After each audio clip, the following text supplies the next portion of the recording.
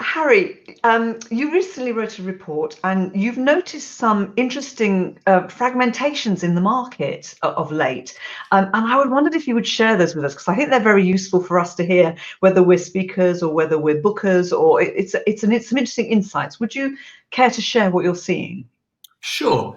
I mean, I think this is, we're very early stages, but I think the majority of the work we used to do pre-COVID was keynote speaking at conferences around the world.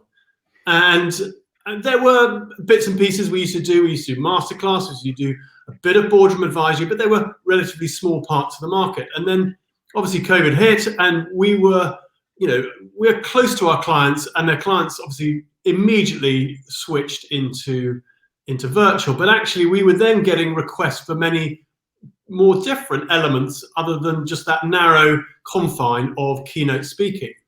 And one of my colleagues said a few weeks ago, said, Harry, how do you see the market going? And one evening, I was sitting up late, and I just bashed out a few idle thoughts about looking at what had happened in the last few months.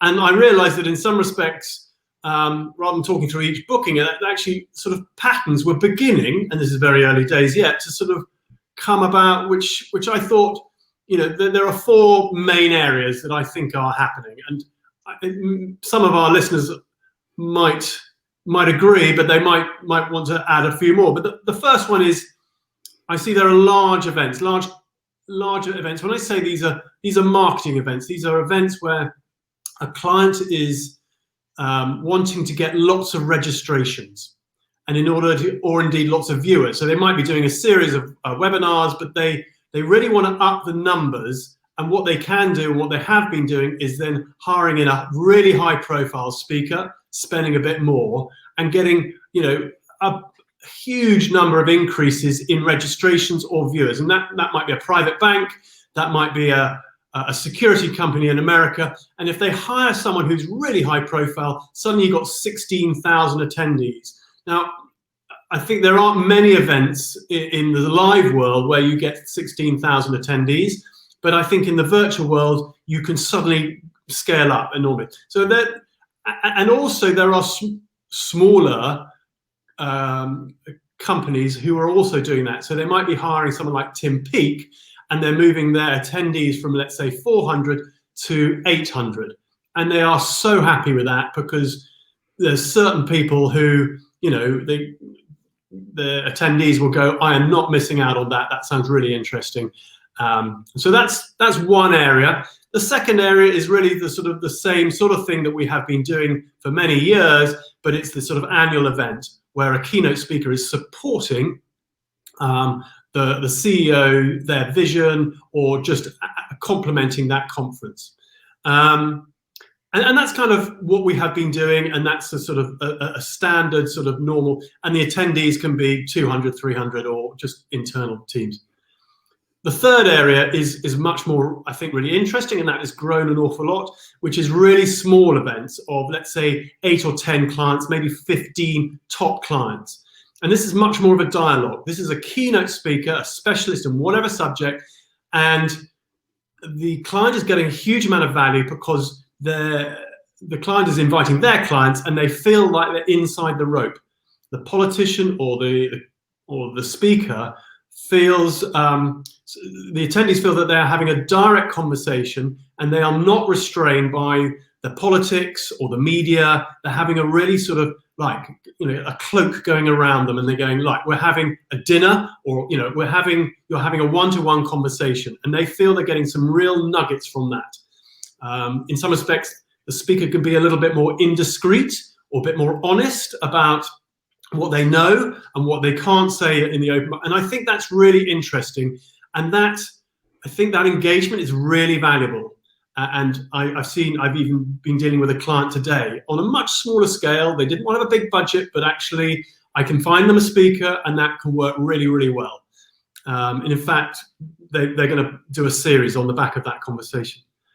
And then the fourth area that has come across my desk an awful lot, and it's been a big part of the business in the last few months, is kind of using speakers, not as speakers, but as subject matter experts. And that's providing content for for the social media output, for television programs, for, and we are in some respects their agent.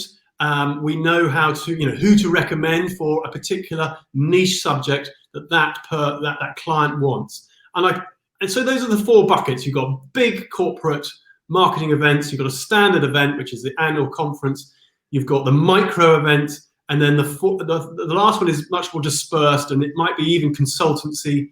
One of our great speakers, Mark Stevenson, he's doing a whole world of stuff, and none of that is to do with keynote speaking. It's to do with, using him as a great thinker within, let's say, the MOD or Médecins Sans Frontières, etc., etc. He's doing amazing stuff. And so what are you noticing, Harry, in terms of how the fees are changing? I know within the bureau community and with the clients and the speakers as well, there's a lot of discussion about fees, especially as it relates to virtual. What are you noticing with the fees, especially at those, maybe those larger events and those kind of mid-sized ones you were talking about there? Well, for the larger events, yes, the client is having to pay, how do I say, the full fees, and sometimes more because of the requirements of that specific request.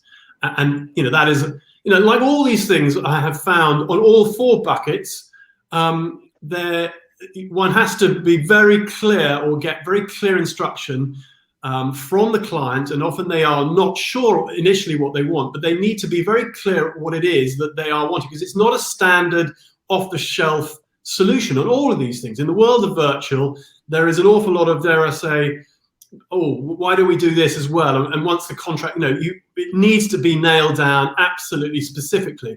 And they might have a few other things that they want to do as well, and that those need to be thrashed out. That it needs to be very clear in the contract about how they're going to use the content further down the line, the timing of that, and everything needs to be signed off or indeed viewed, because if they break it up for social media, snippets can be taken out of context. So there's an awful lot of work that needs to be done by us as a bureau to ensure that the speaker's content is protected and valued and not exploited. So there's an awful lot of work to be done. And each, how do I say, the requirement of, oh, it's only for 15 minutes or it's only for half an hour is a load of nonsense, because you've got a tech call, you've got a briefing call, you've got, a whole boatload of work to do with the contract. And there seems to be a flurry of emails before and indeed afterwards. And are you still finding that the lead times shorter still, are you finding? Yeah, no, those have settled down a bit. There was, just give you an example, there was a whole lot of work we were doing in September where I was getting a call, and I'll give you an example. I think I was quite proud of this.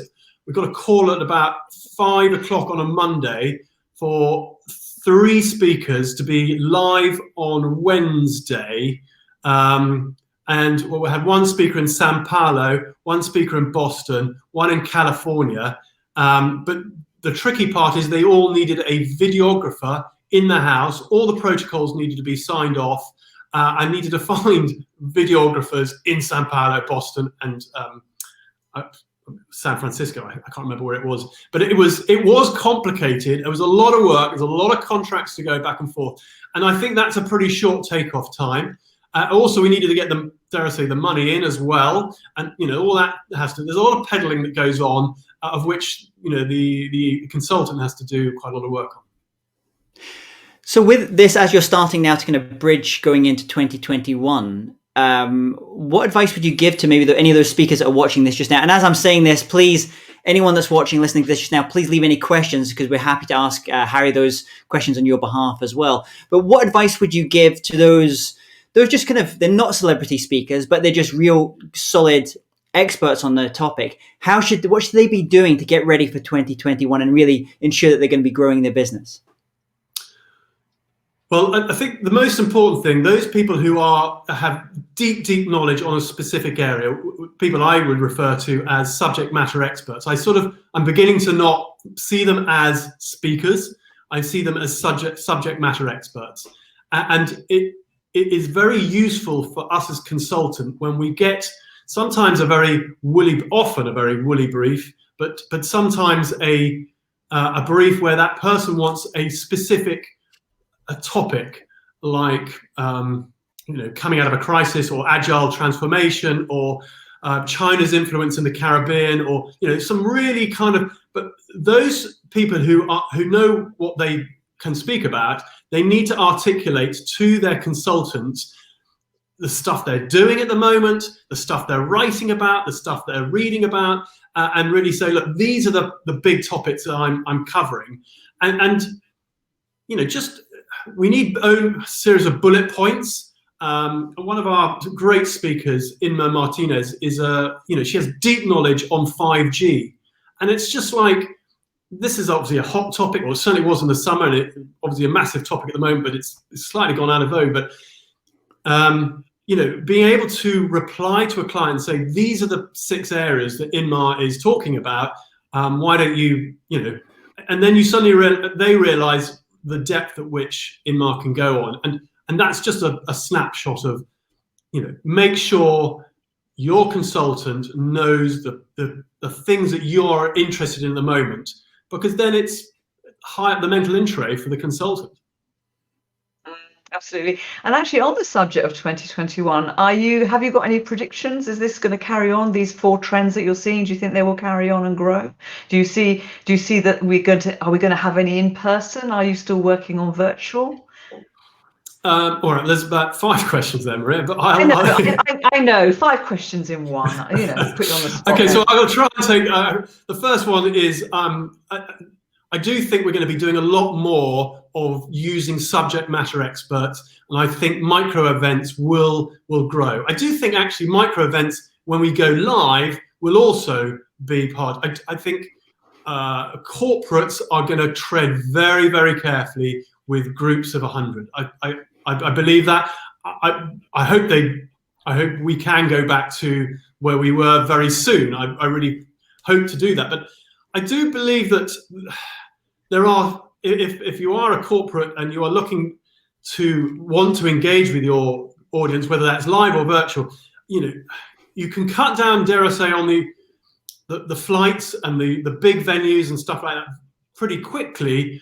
But actually, content is still key, and content really is the value that brings everybody together. I think people are still desperate to gather around wise words. And that is where they should come to bureaus like ours to say, who do you think is an expert on this, but also who can help us understand how we can manage our business going forward, who can generate some good ideas. And the other thing is, I think sometimes corporates have in the past been afraid of is asking someone to really challenge them. And I think there are some speakers who can slightly put the cat amongst the pigeons, and push them quite hard and say, well, these are some ideas. You don't have to agree with any ideas. I mean, we all, dare I say, we know lots of people we don't agree anything with, but we still like them. And I think it's a useful dynamic conversation to have. So I think micro events are going to grow. I think virtual is going to be all the way through 2021, and indeed it's going to be very much part of the future. So I don't think that's going to tail off at all. I think the stuff where we're providing content for social media will grow. I think that's really exciting. I think drilling down into short sound bites, gone are the 45-minute keynote. It's going to be, our attention span has reduced.